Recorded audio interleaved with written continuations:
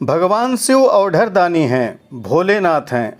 उनकी भक्ति से, पूजा से मनुष्य सभी प्रकार के मनोवांछित फल प्राप्त कर सकते हैं।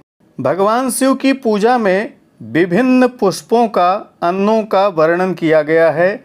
किस पुष्प से, पुष्पों की कितनी संख्या से पूजन करने पर क्या फल प्राप्त होता है, आज की इस वीडियो में हम जानेंगे।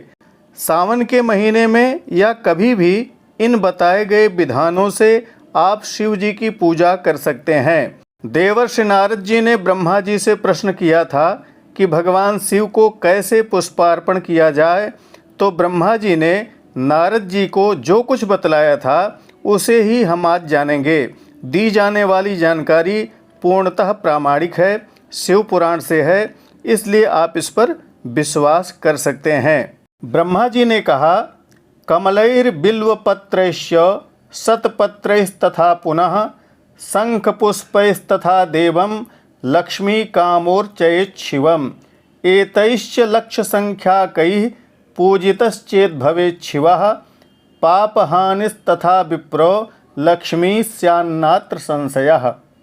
अर्थात हे नारद जी, लक्ष्मी प्राप्ति के लिए कमल पुष्प, बिल्वपत्र, शतपत्र तथा शंख पुष्प से भगवान शिव की पूजा करनी चाहिए। यदि 1 लाख की संख्या में इन पुष्पों द्वारा भगवान शिव की पूजा की जाए तो सारे पाप नष्ट हो जाते हैं और लक्ष्मी की प्राप्ति होती है, इसमें कोई संशय नहीं है। अतः अगर आप लक्ष्मी चाहते हैं, धन धान्य चाहते हैं, पाप ताप नष्ट करना चाहते हैं, तो कमल पुष्प, बिल्वपत्र, शतपत्र तथा शंख पुष्प से लक्ष संख्या पर्यंत पुष्पों से आप शिव जी की पूजा कर सकते हैं।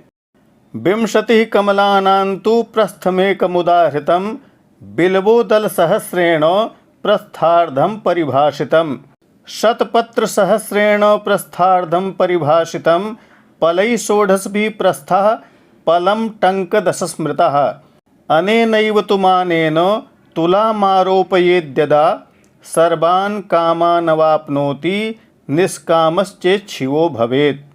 20 कमलों का एक प्रस्थ बतलाया गया है।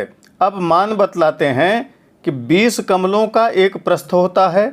1000 बिल्वपत्र का आधा प्रस्थ बतलाया गया है।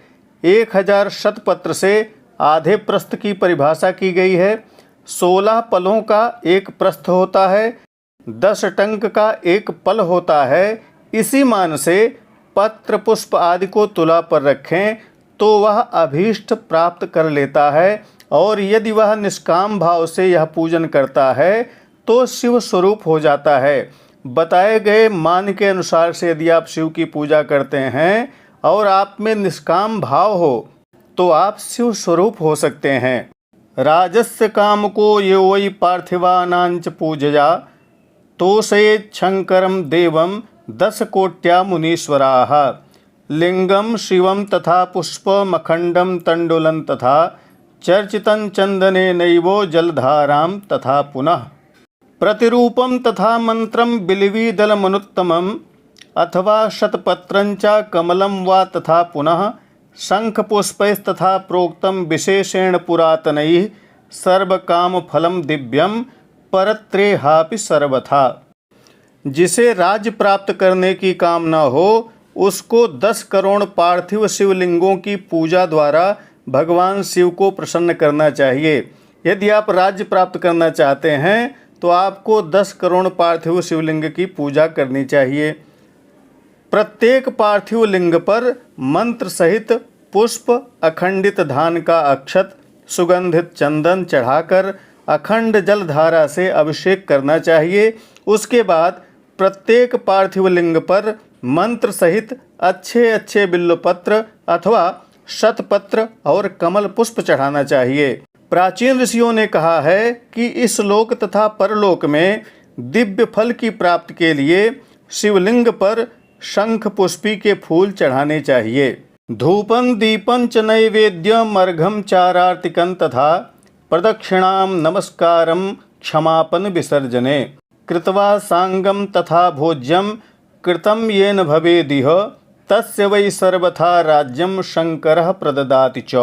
धूप दीप नैवेद्य अर्घ्य आरती प्रदक्षिणा नमस्कार क्षमा प्रार्थना और विसर्जन करके जिसने ब्राह्मण भोजन करा दिया उसे भगवान शंकर स्वयं राज्य प्रदान करते हैं, अर्थात उसकी मनोकामनाएं पूर्ण हो जाती हैं।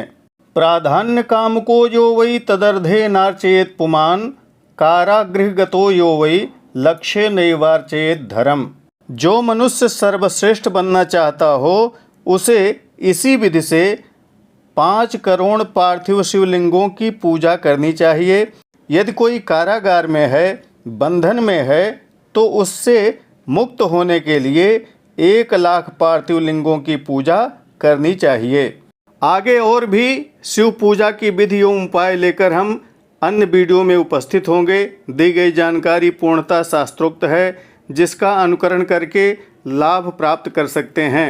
वीडियो को अन्य लोगों को शेयर करना मत भूलिएगा।